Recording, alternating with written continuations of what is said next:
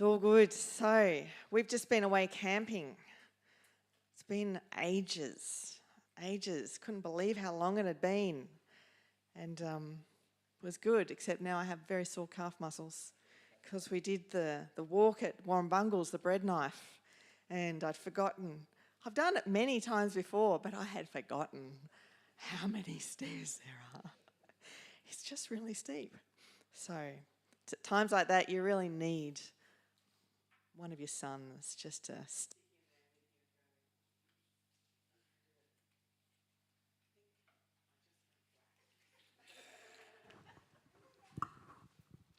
All good.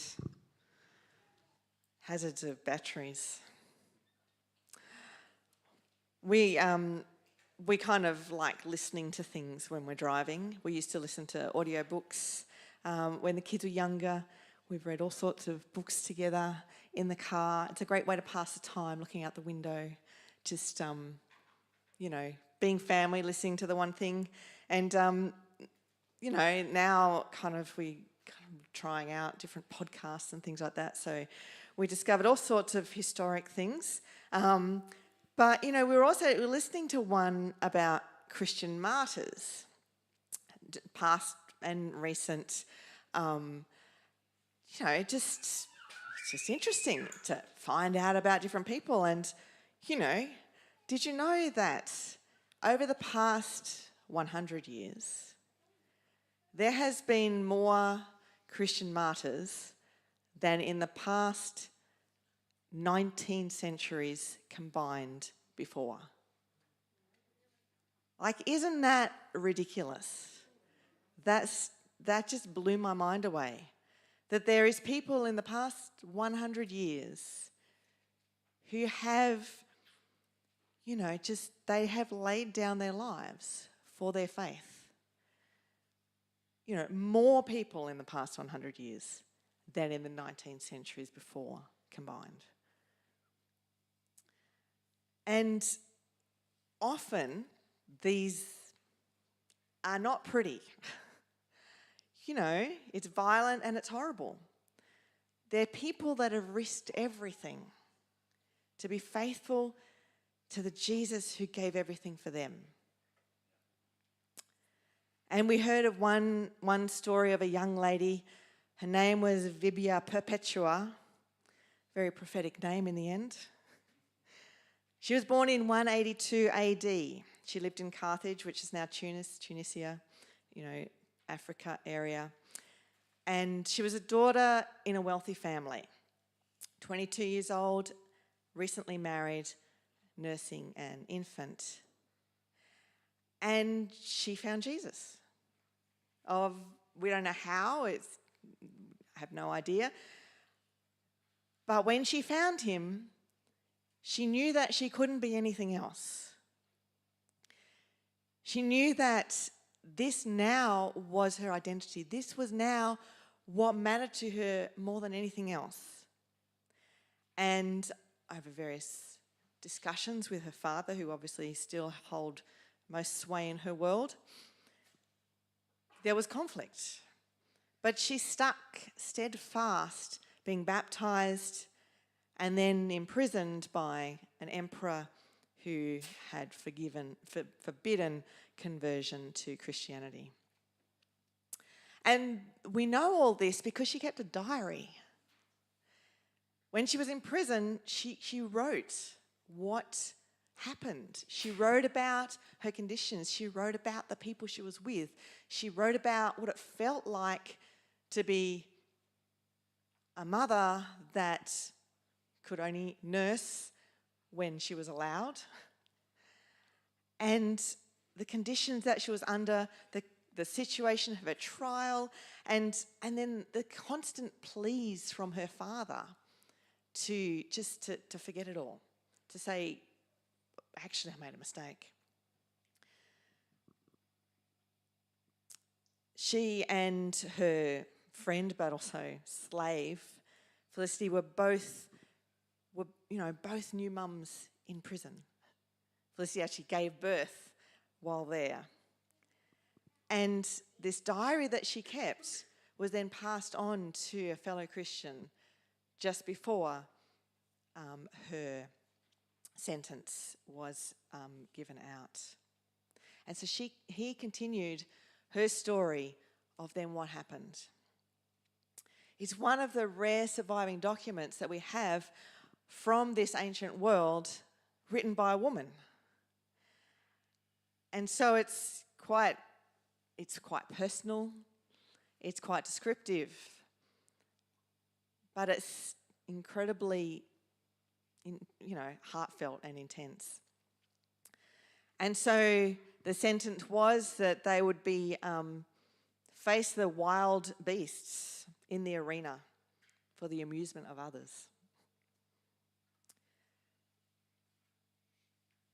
And if that's not enough in itself, what I find quite remarkable, in such a time of fear, like, can you imagine being in an arena, being jeered and abused for what you believe, for what you care about? And then facing the torment of some wound up beasts. To stand and show that in the middle of that, you still have dignity, you still have worth. And there's a description in the diary that was continued for her, that Perpetua, after getting knocked down, she stood up. She bound up her dishevelled hair. She fixed her hair in the middle there. For it was not becoming for a martyr to suffer with dishevelled hair, lest she should appear to be mourning in her glory. To stand there and go, I am not going to be seen to be mourning in this space. I find that remarkable. And as I listen to stories like that, I just go, could I do that? Like, could you do that? Could I actually stand firm when I need to? Can I stand firm when I need to? I look at my own reactions. I come home and I'm hot and tired from camping and they're not great.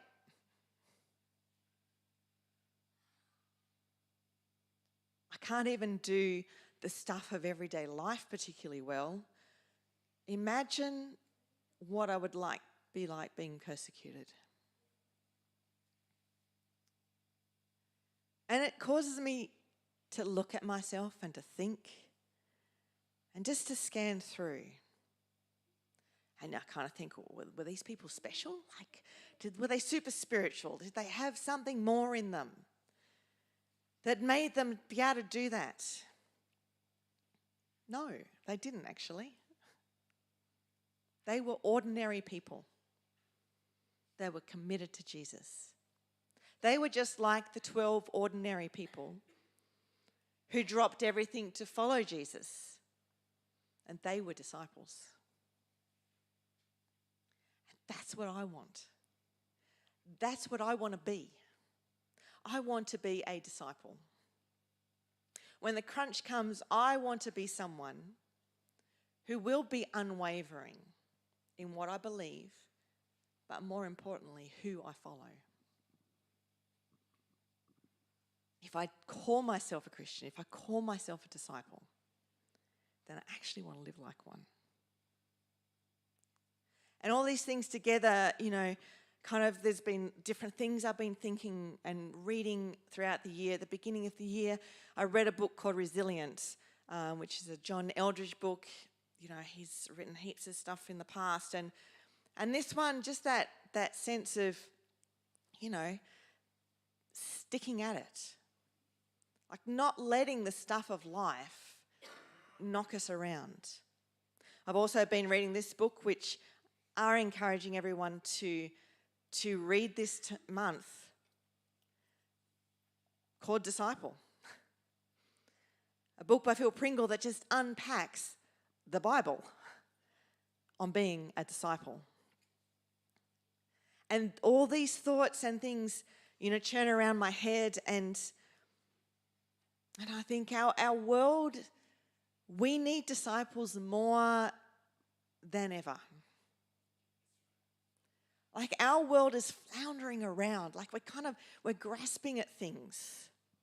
We're grasping at what do we follow? We're grasping at trying to know what's firm, what's right, what's constant. What can I trust? We can't work out what is right or wrong. It's becoming very subjective. And so this month, we're going to unmuddy some waters, and we're going to remind ourselves what it looks like to be a disciple. So actually we can step out into our world. We talked about just being this, now I've forgotten the term that we're using for life build. Life flowing out. We want life to flow out, but we need to actually be able to be a disciple in order for that to happen. In order to offer the hope that we believe we have to live it. And so over October, we are going to discover what is it that a disciple believes. And we're actually going to question, can I afford to avoid the risks? Because there are risks. But can I afford to avoid them? And practically, how do I follow Jesus? He's not physical. How do I follow? And then how do I stay resilient when it's tough? These are all the things that we can just unpack so that this church, that we can stand and we can know that we will have what it takes because we're a disciple of Jesus. So, to start with, what is a disciple? What's the profile of a disciple? Like, when our world admires someone, we get a profile of them. When I was a kid, I remember all the boys at school, they used to collect all those footy cards. Do you remember those things? I don't know if they still exist. They do? Do you have any? No. They contained all that critical information, what team they followed, and, their age, their height, and all sorts of other random things, I'm sure. It was information about their heroes.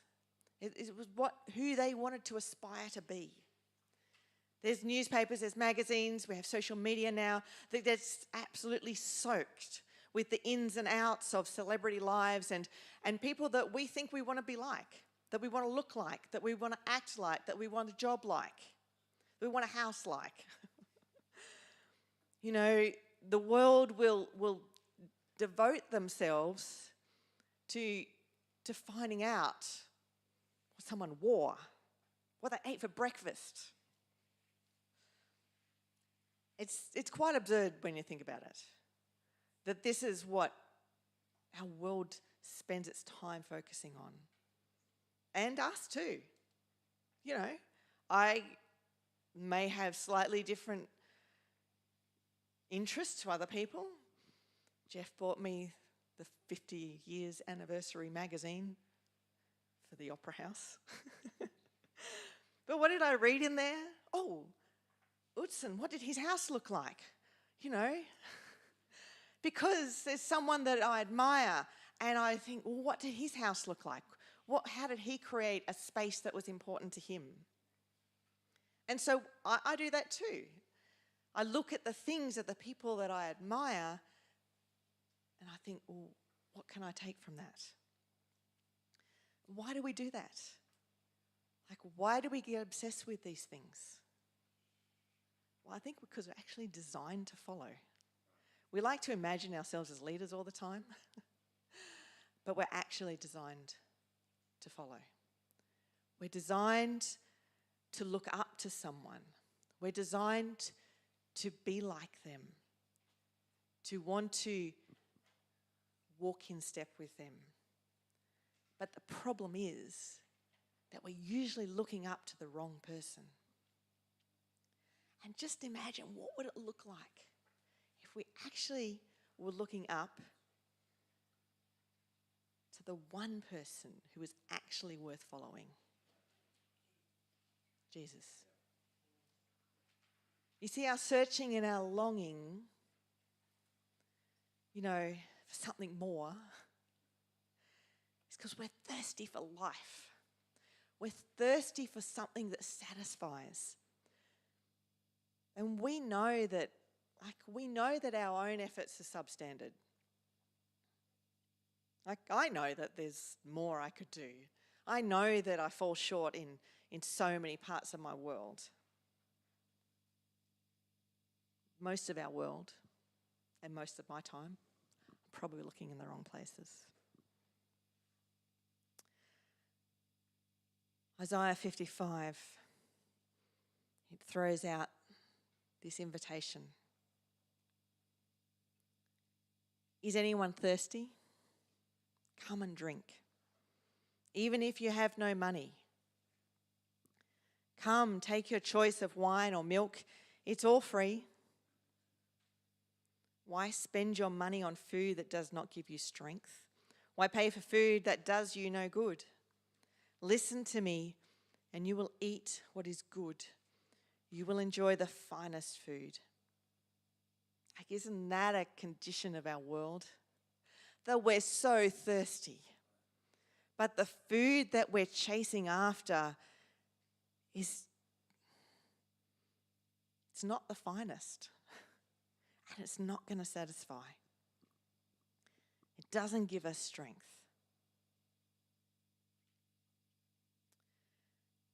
It says in verse 3, come to me with the ears wide open. Listen and you will find life. I will make an everlasting covenant with you. I will give you all the unfailing love I promised to David. What a promise. And then it goes on in verse 6, seek the Lord while you can find him. Call on him now while he is near. Let the wicked change their ways. That's us. And banish the very thought of doing wrong. Let them turn to the Lord that he may have mercy on them. Yes, turn to our God, for he will forgive generously. But this is the thing. God says, my thoughts are nothing like your thoughts, says the Lord, and my ways are far beyond anything you can imagine. For just as the heavens are higher than the earth, so my ways are higher than your ways, and my thoughts higher than your thoughts. God is so different to us. His thoughts are just so far removed from where we're at most of the time. In terms that they're so much more pure. They're so much full of love and forgiveness. He understands this universe we're constantly trying to unpack. We're trying to reach the next universe. He made it. His thoughts and his mind and his everything is so far beyond what we are and what we could ever be. And God offers a way for us to connect to that in Jesus. Jesus is what Isaiah described, the unfailing love that was promised to David. Jesus is the one on the throne who is eternal that was promised to David. And through him, we have this opportunity to have access to the thoughts and the mind of God. Jesus is the way, the truth, and the life, and it's through him that our thirst is satisfied finally. But in coming to him, we also realize how far different we are. And we see that who I am in comparison to who Jesus is are just polar opposites most of the time. And that's why we follow. Because finally there is someone here who is worth looking up to. Finally, there's someone that I can follow, that I know that I'm going to get food that is good for me. I know that I'm going to get things that are lasting. I know that I'm going to get things that will nourish me and grow me and just gradually kind of flick things around in my head and in my heart. And as I watch and as I learn and as I copy, I put into action what Jesus does, as I follow him, then my thoughts and my ways are also transformed to be more like God's. And that's a profile of a disciple. It's just someone who follows Jesus. And so they don't have to be super spiritual. They don't have to be anything special. And it doesn't matter like what state you find yourself in the world. It doesn't matter if you're highly educated or you just struggle with stuff. It doesn't matter the background you come from. Because it's just following. And we follow, we watch. We learn. We put into action. Matthew 11, verse 28.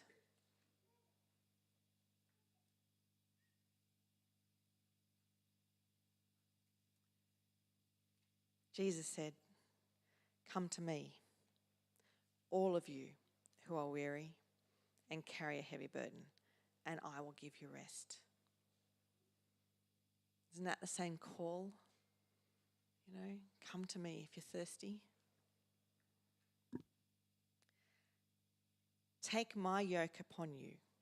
Let me teach you, because I am humble and gentle, and you will find rest for your souls. For my yoke fits perfectly, and the burden I give you is light. Jesus offers us a way to walk with us. So not only are we following him, but actually we're following him by being yoked to him. Because in that space, as we walk with him and are yoked to him, then he actually shows us what life is like for him. He gives us this illustration of a yoke, you know, this wooden plank that straddles the necks of oxen. Because as we walk by his side, we actually take on his work. Because that's how we learn. He's not carrying our yoke. Like, we don't come to Jesus and he says, "Oh, let me take that yoke off for you and I'll carry it for you." He actually asks us to put ours down and to put on his.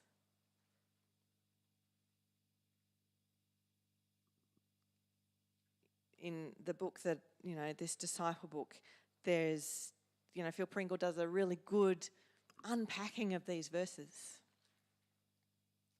That understanding of being yoked to Jesus. And he reminds us that we are all yoked to something. And we can't pretend that we're walking around free and easy. We are all yoked to something.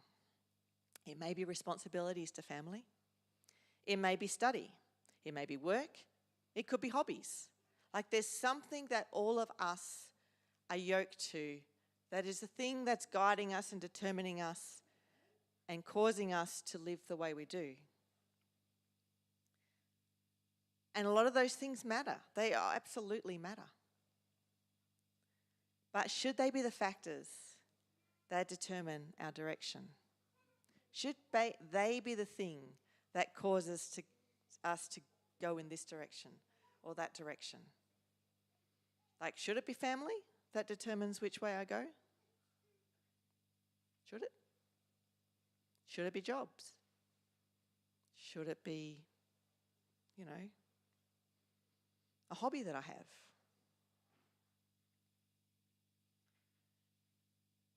They do, they're good things. I like my family. I do care about them. But Jesus promises this in Matthew 6:33.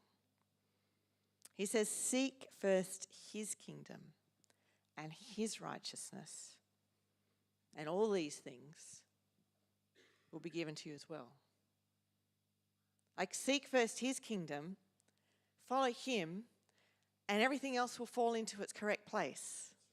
It doesn't mean it doesn't happen. It doesn't mean it can't be good. It doesn't mean you can't enjoy it, but it has its rightful place, and it's no longer the thing determining your direction, but it's the thing that's being fulfilled in the direction that you have in Jesus. In being yoked to Jesus, what matters to him then matters to us. And so we learn to be like him as we work together. We go in his direction. We see what he sees. And that's what I see in the lives of Christians, the Christian martyrs. They actually take up the heart of Jesus. They kind of go, well, these other things, they're good, but actually, Jesus is best. Actually, this heart that Jesus has, I am taking that onto me as well, and I'm going to let that determine where I go. And so Jesus and his passion for saving people becomes our passion. And Jesus and his passion for building the church becomes our passion. And showing compassion where other people don't. Like, all those things that we see in the life of Jesus, they become the things that we care about too, that we carry, that aren't just superficial and add-ons to our life, but actually become our heartbeat. And disciples, they choose to walk with Jesus and carry the things he carries. So we're not just finding life and joy and freedom and all those things we talk about. It's not actually, like, that's not the goal, that finding life and freedom. It might be kind of the what's that word? Forgotten. The trigger point that we actually meet Jesus, that we're looking for something beyond ourselves and something that we can't get ourselves. But then when we actually meet him, we discover that this man,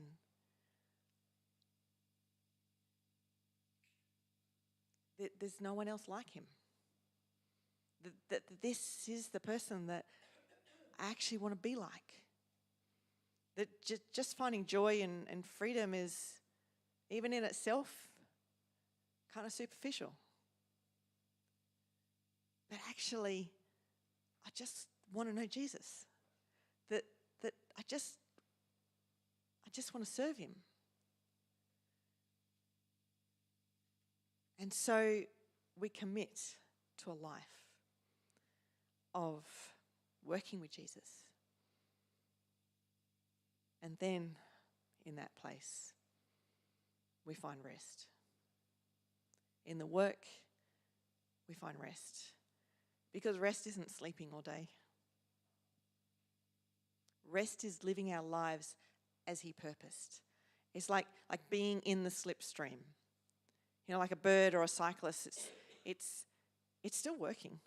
It's still flapping its wings. But when it's in that zone, in that formation,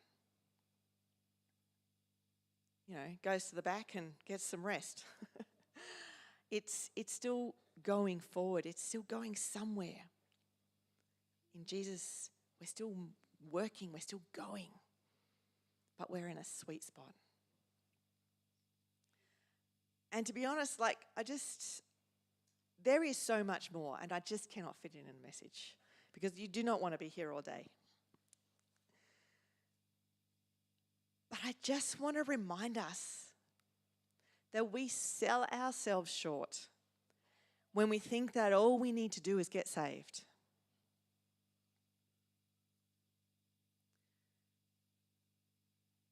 When we think that when we find Jesus, that he will make my life right and everything will be great.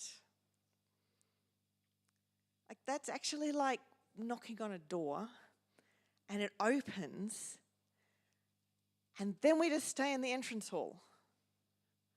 Like, what's the point of that? You make an effort to get there. You knock on the door. It opens out for you and you just stand there and you go, this is cool. Wow, nice entrance hall. What about the rest of the house? Like, technically, yes, we're in. We know Jesus. He's saved us. He's welcomed us into his home. So yes, we're in. But what about the kitchen? Like, imagine the feast, the food, what we can devour. Like, this is like our kitchen. Like, it's full of goodness and just nourishment that we can just feast on and devour. But if we don't walk into the kitchen, if we don't open it, like, nothing's going to happen to us. It's not going to float out and absorb itself into our bodies. What about, the family room? How do we get to meet the rest of the family if we don't walk into a church? How do we meet these people that will walk beside us, that will cry with us, that will laugh with us, if we just stay in that entrance hall? And then there's the music room and the library and the bedroom. That's where we get rest. But out the back door, there's the garden. You miss all of this if you just stay in that entrance hall. Jesus wants us to follow him, to start exploring all these things, to see his heart that is poured into this world and his family. Because when you walk into someone's home, you get a picture of them. You see the pictures on the wall and what they love. You see the places they've travelled to, the little quirky things that go to make up who they are. You see the book that they're reading and what they're interested in. There's so many bits and pieces that you discover about a person when you walk into their home, when you follow them and into that space. And Jesus calls us to be disciples, to follow him where he goes, what's important to him, what he loves, what is his passion. He doesn't actually want us just to get saved. I mean, that's good. But he's got so much more. And so what is the profile of a disciple? I see it as someone who is committed to following. They make a choice to step across that threshold and then just go further. They follow him in time with him. They put his yoke on them, so they step in time with him. They get led in the same direction as he is going. And they feel the weight of what he cares for. Like a yoke, actually, you get the weight too.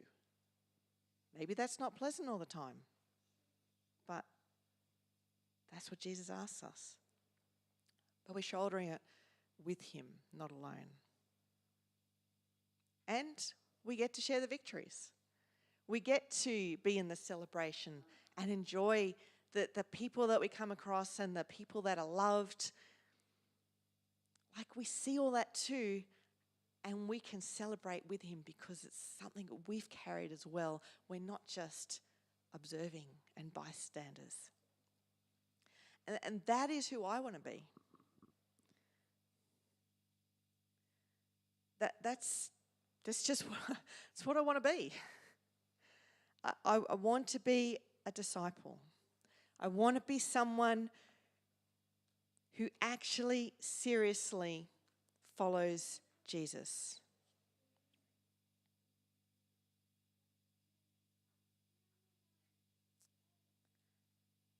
There was something in here that I just thought described it well.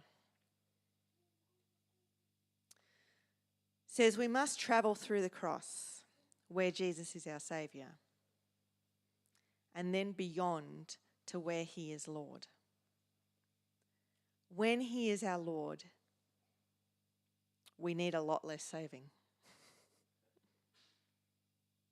When we remain at the cross, our praise, prayers and preaching is all about how he set me free, how he provides for me, forgave me, healed me, laid down his life for me. And it's amazing. Like, that's just incredible. And that's something we're celebrating. But we can't stay there. We actually need to change from us being the center of the relationship to where he is, where Jesus is the center of our relationship. Our worship becomes how we will set others free, how we will heal others, and about laying down our life for him.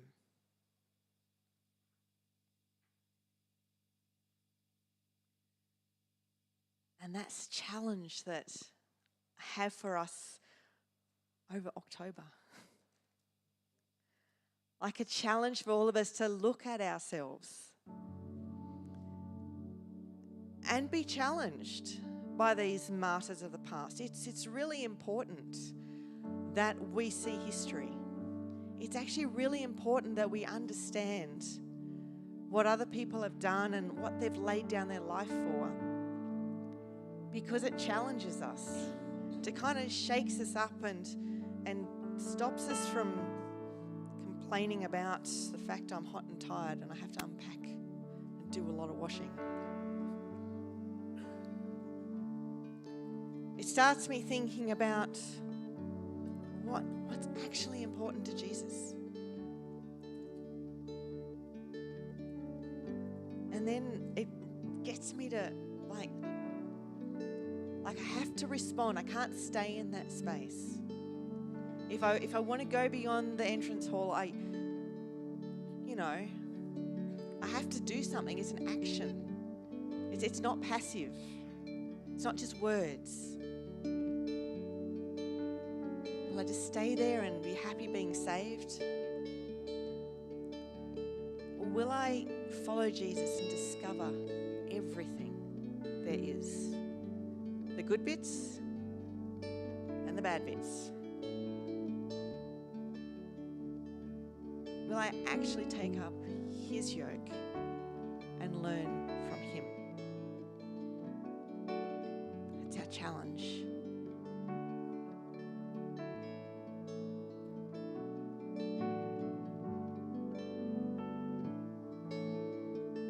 I think in this space, Adam, I just invite you to come up and I know you've got things on your heart too.